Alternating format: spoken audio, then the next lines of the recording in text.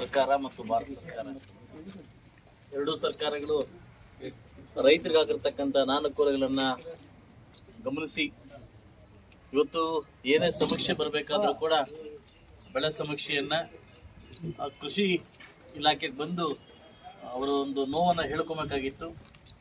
ಕರ್ನಾಟಕ ರಾಜ್ಯ ಸರ್ಕಾರ ಒಂದು ವಿನೂತವಾಗಿರ್ತಕ್ಕಂಥ ಒಂದು ಗೂಗಲ್ ಅಪ್ಲೋಡ್ ಮುಖಾಂತರವಾಗಿ ಇವತ್ತು ರೈತರಿಗಾಗಿರ್ತಕ್ಕಂಥ ಅನ್ಯಾಯ ಬೆಳೆ ವಿಮೆ ಸಮೀಕ್ಷೆಯನ್ನು ಅವರೇ ಅಪ್ಲೋಡ್ ಮಾಡ್ಕೊಬೋದು. ಇನ್ನು ಮುಂದೆ ಸರ್ವೆ ನಂಬರ್ ಸಮೇತವಾಗಿ ರೈತರು ಅವ್ರ ಜಮೀನು ಇಟ್ಕೊಂಡು ಅವ್ರ ಫೋನಲ್ಲಿ ಅವ್ರಿಗೆ ಗೊತ್ತಿರ್ತಕ್ಕಂಥದ್ದನ್ನು ಫೋನಲ್ಲಿ ಒಂದು ಗೂಗಲ್ ಆ್ಯಪ್ನ ಅಪ್ಲೋಡ್ ಮಾಡಿಕೊಂಡು ಅವ್ರ ಜಮೀನು ಒಂದು ಸಮೀಕ್ಷೆಯನ್ನು ಬೆಳೆ ಇದು ಏನಾಗಿದೆ, ಬೆಳೆ ಅನ್ಯಾಯ ಆಗಿದೆಯಾ, ಏನಾಗಿದೆ ಅನ್ನೋದನ್ನು ಅವರೇ ಒಂದು ಬರಪರಿತವಾಗಿ ಇದನ್ನು ಮಾಡ್ಕೊಬೋದು. ಎರಡನೇ ವಿಚಾರ, ಇನ್ಶೂರೆನ್ಸ್ ಕೂಡ ಪ್ರತಿ ಬೆಳೆ ಕೂಡ ರೈತರಿಗೆ ಒಂದು ಮನವಿ ಮಾಡ್ಕೊತೀನಿ. ನಾವು ಆಗ್ತಕ್ಕಂಥ ಬೆಳೆಗೆ ಇವತ್ತು ಟೊಮೊಟೊದಲ್ಲಿ ಬೆಳೆ ಇಲ್ಲ, ಮ್ಯಾಂಗೋದಲ್ಲಿ ಬೆಳೆ ಇಲ್ಲ, ಯಾವ ತರಕಾರಿದಲ್ಲಿ ಕೂಡ ನಾವು ಹಾಕ್ತಕ್ಕಂಥ ಬೆಲೆ ಸಿಗ್ತಾ ಇಲ್ಲ.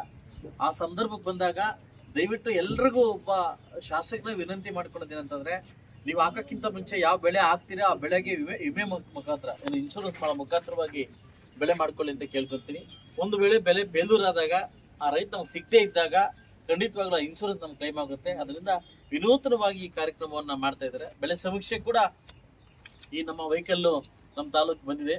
ಇಡೀ ನಮ್ಮ ಎಲ್ಲ ಹೋಬಳಿ ಎಲ್ಲ ಹಳ್ಳಿಗೆ ಬಂದು ಕೂಡ ಕರಪತ್ರ ಕೊಡೋ ಮುಖಾಂತರವಾಗಿ ಪ್ರಚಾರ ಕೈಗೊಳ್ಬೇಕನ್ನೋ ಕಾರಣಕ್ಕೋಸ್ಕರ ನಾನು ಹೇಳಿದ್ದೆ. ಈ ಹಳ್ಳಿಗೂ ಈ ಗಾಡಿ ಹೋಗ್ಬಿಟ್ಟು ರೈತರಿಗೆ ಪ್ರಚಾರ ಆಗಬೇಕು. ಇದು ಅವೇರ್ನೆಸ್ ಯಾವಾಗ ಆಗುತ್ತೋ ರೈತರಿಗೆ ಆಗ ಒಂದು ಜ್ಞಾನ ಮಾಹಿತಿಯನ್ನು ಯಾವತ್ತು ನಾವು ಕೊಡ್ತೀವೋ ಖಂಡಿತವಾಗ್ಲೂ ಇದು ಫಲಾನುಭವಿ ಆಗುತ್ತೆ ಅನ್ನೋ ನನ್ನ ಒಂದು ಸಮೀಕ್ಷೆ, ನನ್ನ ಒಂದು ಹೇಳಿಕೆ. ಸೊ ಅದರಿಂದ ಎಲ್ಲ ರೈತರು ಕೂಡ ಇದ್ರ ಬಗ್ಗೆ ಫಲಾನುಭವಿಗಳಾಗಬೇಕಂತ ನಾನು ಕೇಳ್ಕೊಳಕ್ಕೆ ಇಷ್ಟಪಡ್ತೀನಿ.